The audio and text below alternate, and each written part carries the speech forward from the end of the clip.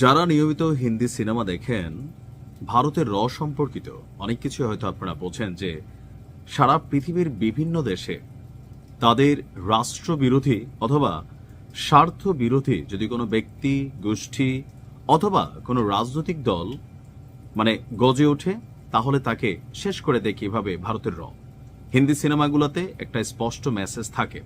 তো বাস্তবিকে আসলে এগুলো ঘটে। ওসমান হাদির হত্যাকাণ্ডের পেছনে আসলে কি ভারত দায়ী? আমরা যখন প্রতিনিয়ত বলছি যে এই ঘটনার পেছনে ভারতের এর সম্পৃক্ততা রয়েছে, তখন এক শ্রেণীর মানুষ বলার চেষ্টা করছেন যে না, ভারত হাদির মতন একজন ব্যক্তিকে বা এই টাইপের একটা ক্যারেক্টারকে ভারত টার্গেটে নিবে, ভারতের এত দুর্দিন আসে নাই। কিন্তু চাঞ্চল্যকর এক তথ্য আমরা দেখছি, খোদ ভারতেরই একটা বড় ধরনের সম্প্রদায়, শিখ সম্প্রদায়, ভারতের শিখদের বিরুদ্ধে ভারতের এর গোপন কিছু মিশন চলে। এর মাঝখানে গেল কয়েক মাসে বা বছরখানেক যাবৎ কানাডাতে শিখদের বেশ কিছু বড় নেতার রহস্যজনক মৃত্যু ঘটেছে। আর এ নিয়ে কানাডার সাথে ভারতের সম্পর্কের টানাপোড়েনও ঘটেছে।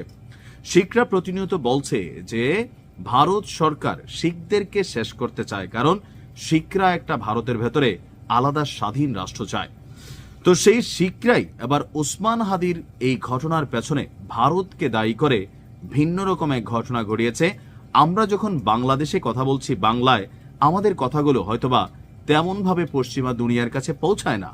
হাদির জানাজার খবর পশ্চিমা বিশ্বে আসলেও এই ঘটনার পেছনে কারা, এটার জন্য যে জাস্টিস দরকার, সেটা নিয়ে পশ্চিমা বিশ্বে বাংলাদেশের জনগণের তেমন কোনো বড় আয়োজন না থাকলেও খোদ ভারতের সেই শিখ সম্প্রদায় তারা এক ভিন্ন রকম ইতিহাস তৈরি করেছে। আমি ধন্যবাদ জানাই। দর্শক, হাদিকে হত্যার জন্য ভারতকে দায়ী করে বিশ্বব্যাপী বিক্ষোভ করেছে শিখ সম্প্রদায়ের মানুষ। গত বুধবার শিখ ফর জাস্টিস নামের একটি সংগঠনের নামে যুক্তরাষ্ট্রের ওয়াশিংটন, যুক্তরাজ্যের লন্ডন, কানাডার টরেন্টো, ভ্যাঙ্কুভার, ইতালির মিলান এবং অস্ট্রেলিয়ার মেলবোর্নে তারা বিক্ষোভ করেন। খবর হচ্ছে কালিবারের। ভাবা যায় যে পৃথিবীর সবচেয়ে মোরল যে রাষ্ট্রগুলো আছে, সেগুলোর যে হার্ট আছে, সেখানেই তারা এই প্রতিবাদ বিক্ষোভ সমাবেশ করেছেন হাদির জন্য। এক নির্মম ভালোবাসা ছাড়া আর কিছুই না।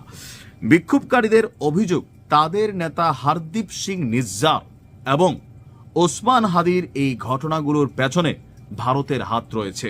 তাদের দাবি, দুজনেই ভারতের বিরোধিতা করতেন আর এ কারণেই তাদেরকে শেষ করা হয়েছে। এই বিক্ষোভের লক্ষ্য ছিল শিখ নেতাদের উপর ভারত সরকারের চালানো দমন নিপীড়ন চালানোর বিষয়ে বিশ্ববাসীকে জানানো। 2023 সালে কানাডার ব্রাম্পটনে হরদীপ সিং নিজ্জারকে গুলি করেছিল একদল রহস্যময়ী আত্মাইরা।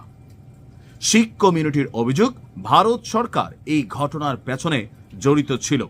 নিজ্জারকে শেষ করার পেছনে ভারত এবং কানাডা সরকারের মধ্যে সম্পর্কের অবনতিও ঘটেছিল। ভারতের পাঞ্জাব রাজ্য মূলত শিখ অধ্যুষিত। শিখরা সেখানে নিজেদের জন্য আলাদা স্বাধীন রাষ্ট্র গঠন করতে চায়।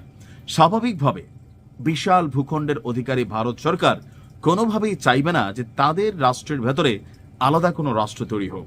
যেমনটা চীন তাইওয়ানকে কোনোভাবেই আলাদা রাষ্ট্র হিসাবে মানছে না বা বিভিন্নভাবে চাপ প্রয়োগ করে রেখেছে, কিন্তু শিখরা তাদের এই আন্দোলন অব্যাহত রেখেছে। আর এর পরিণতিতে বেশ কয়েকজন শিখ নেতা জীবন দিয়েছে। প্রত্যেকটা ঘটনার পেছনে ভারতের কানেক্টেড দাবি ছিল শিখ নেতাদের। আর এই ঘটনাগুলোর পাশাপাশি ওসমান হাদিকে নিয়েও তারা বিশ্বকে জানিয়েছে কিভাবে ভারত তাদের বিরোধী মতেরকে, বিরোধী দলকে, বিরোধী ব্যক্তিকে মিশন চালিয়ে শেষ করে দেয়। হাদি হত্যার প্রকৃত বিচার হোক, যারা প্রকৃত অপরাধী তারা গ্রেপ্তার হোক, পেছনের ঘটনা আমরা জানতে চাই। ভালো থাকুন। আসসালামু আলাইকুম।